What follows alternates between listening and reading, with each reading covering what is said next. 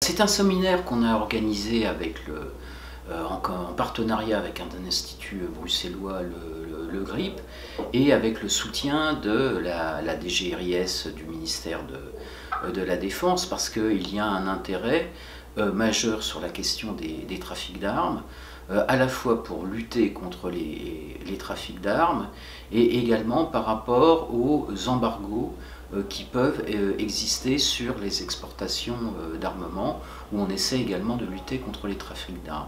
Donc c'est un séminaire qui est organisé régulièrement depuis plusieurs années, encore une fois avec le soutien du ministère de la Défense, et qui vise notamment à constituer une communauté francophone de tous les experts luttant contre ces trafics d'armes. Et ça permet notamment de mettre en relation des personnes qui nécessairement ne seraient pas en relation, c'est-à-dire ça peut être des attachés de sécurité intérieure, ça peut être des diplomates, et puis également des experts de think tank comme l'IRIS, donc travaillant sur ces questions de trafic d'armes.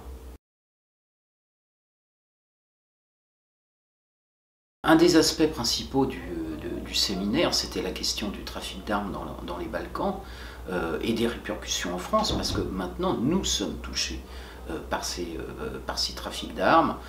On l'a bien vu avec les attentats terroristes, que ce soit de Charlie ou du 13 novembre, parce que ces armes venaient des Balkans et également d'un pays d'ailleurs de l'Union européenne, la Slovaquie.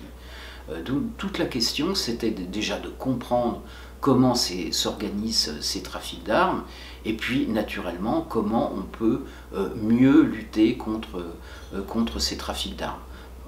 Normalement, c'est l'Afrique qui est la plus victime des trafics d'armes, mais aujourd'hui, c'est une question qui préoccupe la France, mais également toute l'Union européenne. Et je pense qu'un des enseignements, c'est justement qu'il faut une meilleure coordination entre tous les organismes qui travaillent sur cette question de trafic d'armes. Il faut certainement que l'Union européenne ait un rôle plus actif sur ces questions.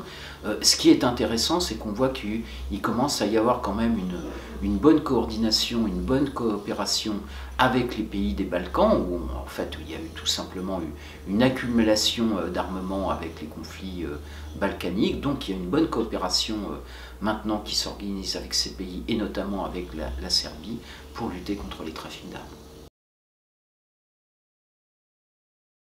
On a vu notamment, pour ce qui est de cette question des Balkans, qu'il y avait plusieurs organismes à l'heure actuelle qui s'occupaient des trafics d'armes. Il y a l'OSCE qui s'en occupe, il y a l'ONU, puisqu'il y a un programme de lutte contre les trafics d'armes qui s'occupe de ces questions de trafic d'armes.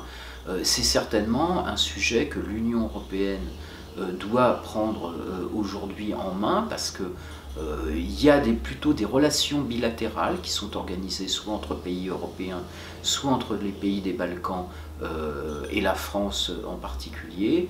L'Union européenne doit certainement avoir un rôle plus actif, parce que cette question des trafics d'armes est aujourd'hui en lien avec la menace terroriste. Et la menace terroriste est une préoccupation aujourd'hui pour tous les pays de l'Union européenne.